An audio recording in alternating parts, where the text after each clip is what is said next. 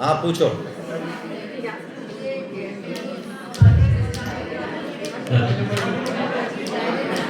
Sir हम रजोगुणी बोले, आप फिर बाद में बोले कि तमोगुणी, तो हम सब रजोगुणी है ना, बाद में आप बोले कि तमोगुणी भी हो, तीनों गुणी।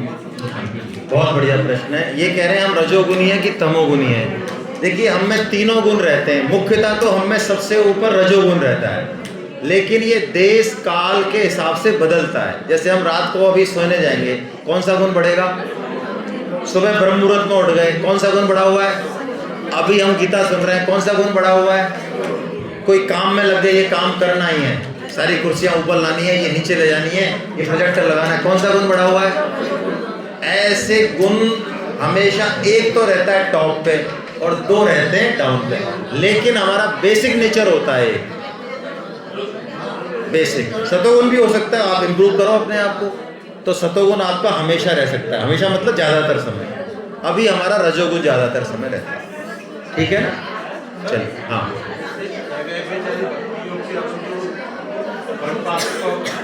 हाँ हाँ, जैसे आपने भी यही बताया कि जो असंगत रूप भी सत्व से भी सुख पाना जा सकता है, हाँ और विरक्त भाव भी हो सकता है। हाँ, तो जो विरक्त भाव वाला व्यभिचारी भक्ति है, वो सब अलग अलग है, एक है। असंग का मतलब है कि जो गुण हैं उनसे हम प्रभावित नहीं हो। सांप के अंदर जहर है, लेकिन वो उससे प्रभावित, मैंने अच्छा काम कर दिया, मेरे मन में अभी बुरा चिंतन आ गया, मेरे में थोड़ी आया, मन में आया, मन मेरा है ही नहीं, गुण मेरे अंदर है ही नहीं। मेरे गुण किसके अंदर है? शरीर के अंदर है। तो अपने आप को गुणों से असंग कर लेना, यही अव्यभिचारिणी भक्ति है। इसका तरीका बताया कि एक भगवान के लिए लगातार काम करो, गुणों की ज़्यादा परवाह मत करो। अच्छे विचार आए तो भगवान के, बुरे विचार आए तो ठाकुर जी को पुकारो, ये क्या हो रहा है प्रभु, क्या हो रहा है, क्या गड़बड़ हो रही है। तो कर्मयोगी असंगत रूप ही शस्त्र है, हाँ, और विरक्त भाव आता है। हाँ, और ज्ञान योगी में विरक्त भाव होता है, वैराग्य होता है। ज्ञान योगी शरीर को और संसार को सच मानता ही नहीं है। कर्म योगी तो शरीर संसार को सच मान के उसकी सेवा करता है, लेकिन बदले में कुछ। भक्ति योगी शरीर संसार को भगवान का रूप मानता है और भगवान की आज्ञा अनुसार काम करता है। ये तीनों में फर्क है, ठीक है ना? चलिए, और किसी के मन में? हाँ बताओ। आपकी प्रसंग से अलग है। हाँ बताओ बताओ। ये जो अपन गीता जी का प्रारंभ करते हैं, हाँ, तो आरती नहीं करवाते? गीता जी की आरती। हाँ, हाँ, और समापन में भी आरती, जैसे भागवत जी स्टार्टिंग करते हैं तो आरती करवाते हैं, समापन में भी आरती करवाते हैं, जैसे रामायण जी कर रहा हो तो उसकी भी आरती होती है। ठीक है। तो ये यहाँ क्यों नहीं आ रहा? आप कर लिया करो घर पे जाके। घर पे तो करते ही है बस। आरती में हमारा, हम क्या है, वो बोलते हैं नाम संकीर्तन। हम कीर्तन सबसे इम्पोर्टेंट है, ठीक है?